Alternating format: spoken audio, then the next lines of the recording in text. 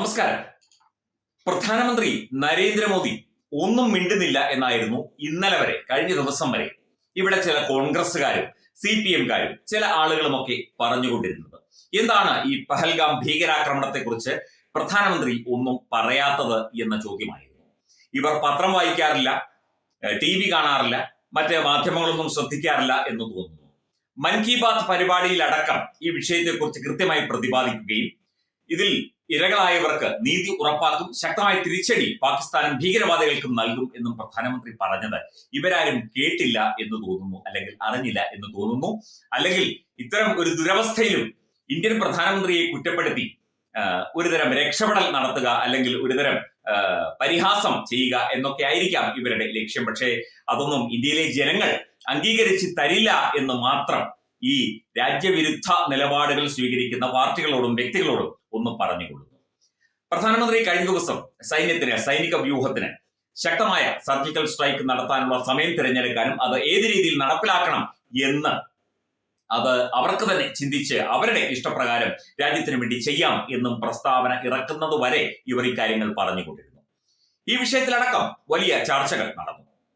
ഇപ്പോൾ ന്യൂസ് 18 കേരള എന്ന ചാനലിൽ യുവരാജ് ഗോകുൽ എന്ന BJP യുവ നേതാവ് ഇതിന് കൃത്യമായ മറുപടി, അതായത് ഇന്നലെ പ്രധാനമന്ത്രി സൈന്യത്തിന് ശക്തമായി തിരിച്ചടിക്കാനുള്ള തീരുമാനമെടുക്കാനുള്ള എന്ത് നടപടി വേണം എന്ന് തീരുമാനിക്കാനുള്ള എല്ലാവിധ അനുവാദവും ഒക്കെ കൊടുത്തതിന് ശേഷം, അതിനുള്ള അധികാരവും അർഹതയും ഒക്കെ കൊടുത്തതിന് ശേഷം നടന്ന ചർച്ചയാണ് ഇത്. ഇതിൽ യുവരാജ് ഗോകുൽ കാര്യങ്ങളൊക്കെ തന്നെ വിശദീകരിക്കുന്നുണ്ട് കൃത്യമായി തന്നെ. ഇതിനൊന്നും കൃത്യമായ മറുപടി കോൺഗ്രസ്സുകാർക്കോ അല്ലെങ്കിൽ ആ ചർച്ചയിൽ പങ്കെടുത്ത കോൺഗ്രസ് പ്രതിനിധിക്കോ ഉണ്ടായി എന്ന് തോന്നുന്നില്ല. എന്തായാലും യുവരാജ് കൃത്യമായി കാര്യങ്ങൾ തുറന്ന് പറഞ്ഞിട്ടുണ്ട്. തീർച്ചയായിട്ടും സൈന്യത്തിന് പരിപൂർണമായിട്ടുള്ള സ്വാതന്ത്ര്യം കൊടുത്തിട്ടുണ്ട് എന്ന് പറയുമ്പോൾ അതിനകത്തുള്ള മുഴുവൻ പ്രഖ്യാപനം അതിനകത്ത് തന്നെ വന്നിട്ടുണ്ട്. സൈന്യത്തിന് പരിപൂർണമായ സ്വാതന്ത്ര്യമാണ്, അവർക്ക് തീരുമാനിക്കാം എപ്പോൾ അടിക്കണം, എങ്ങനെ അടിക്കണം, ഏത് സമയം തിരഞ്ഞെടുക്കണം, അതിനെക്കുറിച്ചിട്ടുള്ള പരിപൂർണമായിട്ടുള്ള സ്വാതന്ത്ര്യം അവർക്ക് നൽകിയിട്ടുണ്ട്.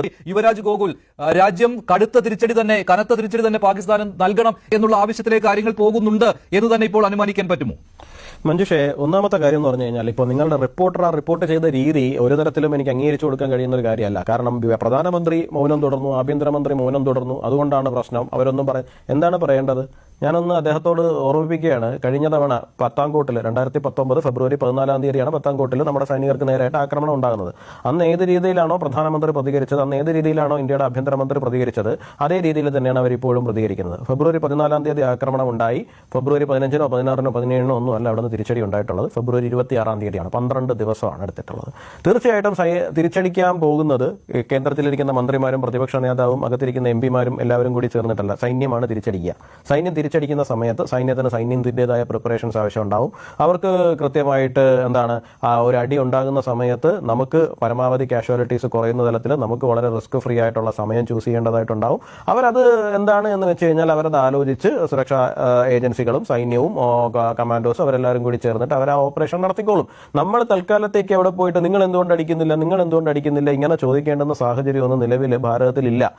അടി ഇങ്ങോട്ട് വന്നിട്ടുണ്ടെന്നുണ്ടെങ്കിൽ അതിന്റെ 1000 മടങ്ങായിട്ട് തിരിച്ചു കൊടുക്കും എന്നുള്ള കാര്യം നമ്മുടെ പ്രധാനമന്ത്രി വളരെ വ്യക്തമായിട്ട് അസന്നിഗ്ധമായിട്ട് ഭാരതത്തിന്റെ 142 കോടി ജനങ്ങളോടും അദ്ദേഹം പ്രഖ്യാപിക്കുന്ന സാഹചര്യം ഉണ്ടായിട്ടുണ്ട്. അതുകൊണ്ട് തന്നെ തീർച്ചയായിട്ടും ഇങ്ങോട്ട് ഒരാക്രമണം ഉണ്ടായിട്ടുണ്ട് എന്നുണ്ടെങ്കിൽ അവരെ പാഠം പഠിപ്പിച്ച് തന്നെ തിരിച്ചു വിടാൻ വേണ്ടിയിട്ട് ഉദ്ദേശിക്കുന്നുള്ളൂ. പിന്നെ അതിനോട് മുന്നോടിയായിട്ട് ഈ പറയുന്ന നയതന്ത്ര തലത്തിലുള്ള നീക്കങ്ങൾ നടക്കും, പാകിസ്ഥാനെ സമ്മർദ്ദത്തിലാക്കുവാനുള്ള നീക്കങ്ങൾ നടക്കും. പാകിസ്ഥാൻ അതിൽ നിന്നൊക്കെ ഊരിപ്പോകാൻ വേണ്ടിയിട്ട് അവരുടെ സുഹൃത്തുക്കളായിട്ടുള്ള ചൈനയും അല്ലെങ്കിൽ തുർക്കിയും അതുപോലത്തെ നമ്മുടെ ശത്രുപക്ഷത്ത് നിൽക്കുന്ന ആൾക്കാരുമായിട്ടൊക്കെ അവരും സഹകരിക്കുന്നുണ്ട്. അതൊക്കെ ഒരു ഭാഗത്ത് നടന്നുകൊണ്ടിരിക്കും. പക്ഷേ എന്ന് കരുതി ഭാരതം മൗനം പാലിക്കുകയാണ് എന്നൊന്നും അതിനർത്ഥമൊന്നുമില്ല. അവിടെ കൃത്യമായിട്ട് നടക്കേണ്ടുന്ന കാര്യങ്ങളൊക്കെ നടക്കുന്നുണ്ടാവും. അത് തീർച്ചയായിട്ടും റിസൾട്ട് എന്താണ് എന്നുള്ള കാര്യം നമുക്ക് ഉടനടി തന്നെ അറിയാം.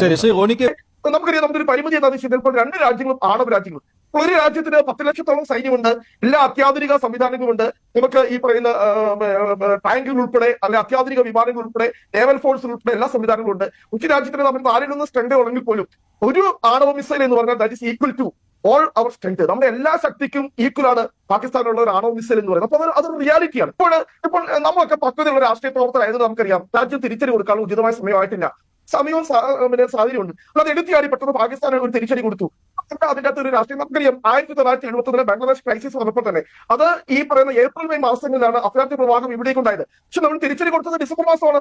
6-7 മാസം കാത്തിരുന്നതിന് ശേഷമാണ് 71 വാർ ഉണ്ടായത്. നമുക്കറിയാം അതിന് ഒരു പക്വതയായിട്ടുള്ള ഒരു പൊളിറ്റിക്കൽ ലീഡർഷിപ്പ് ഒരു രാജ്യത്തുണ്ട്.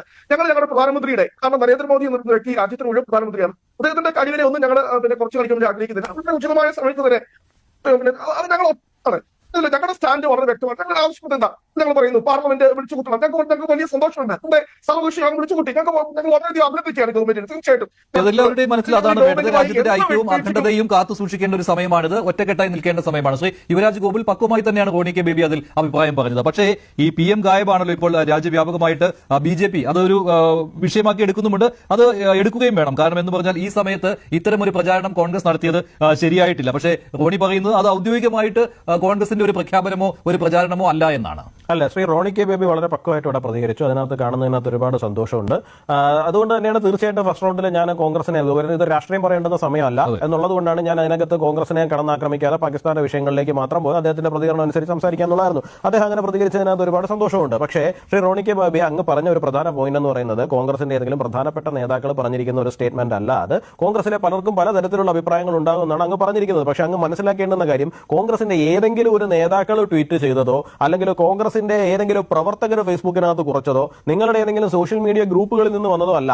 ഇന്ത്യൻ നാഷണൽ കോൺഗ്രസിന്റെ ഔദ്യോഗികമായ ട്വിറ്റർ അല്ല, ഇപ്പോൾ എക്സ് ഹാൻഡിലിൽ നിന്ന് വന്നിരിക്കുന്ന ഒരു പോസ്റ്റാണത്. അപ്പോൾ തീർച്ചയായിട്ടും അത് കോൺഗ്രസിന്റെ ഔദ്യോഗിക നിലപാടായിട്ടാണ് അത്തരത്തിലൊരു കാര്യം പുറത്തേക്ക് വന്നിരിക്കുന്നത്. ഇനി മിണ്ടാതെ ഇരുന്നു എന്ന് തന്നെ ഇരിക്കട്ടെ. മിണ്ടാതിരുന്നാൽ എന്താണ് കുഴപ്പം? മിണ്ടുന്നതിലല്ല, പറയുന്നതിലല്ല, പ്രവർത്തിക്കുന്നതിലാണ് കാര്യം. രാജ്യത്തിന് വേണ്ടി, രാജ്യത്തെ ഒരു പ്രതിസന്ധി ഉണ്ടാകുമ്പോൾ അത് പരിഹരിക്കുന്നതിലാണ് കാര്യം. അല്ലാതെ അതേക്കുറിച്ച് വാതോരാതെ ഇരുട്ട വിളിച്ച് സംസാരിച്ചു കൊണ്ടിരിക്കുന്നതിലല്ല. നമ്മുടെ പ്രധാനമന്ത്രി കാര്യമേ പറയുന്നുള്ളൂ, കാര്യമേ പറയുകയുള്ളൂ. അത് പ്രവർത്തിച്ചു കാണിക്കും. അദ്ദേഹത്തിന്റെ ചരിത്രം അങ്ങനെയാണ്. അത് പ്രവർത്തിച്ച് അവർക്ക് മുന്നിൽ കാര്യങ്ങൾ അവതരിപ്പിച്ച് കാണിക്കും. അല്ലെങ്കിൽ ശത്രുക്കളാണെങ്കിൽ അവർക്ക് ശക്തമായ തിരിച്ചടി നടത്തി കാണിക്കും എന്നതാണ് കൃത്യമായി അതിന്റെ സംഭവ വികാസങ്ങൾ ചൂണ്ടിക്കാട്ടിക്കൊണ്ട് യുവരാജ് കഴിഞ്ഞ ദിവസം ചാനൽ ചർച്ചയിൽ പ്രതികരിച്ചത്.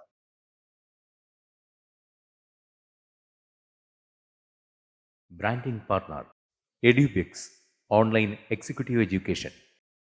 Focus Physiotherapy Center Pattam. Unnat Engineering Gujarat. Tirthayatra.com. Iron Build Gujarat. PRS Hospital Killipalam Thiruvananthapuram. 5 തലമുറകളായി നിങ്ങൾക്കൊപ്പം. തുമ്പമൺ ശ്രീ വടക്കുംനാഥൻ ക്ഷേത്രം അമ്പലക്കടവ് പത്തനംതിട്ട.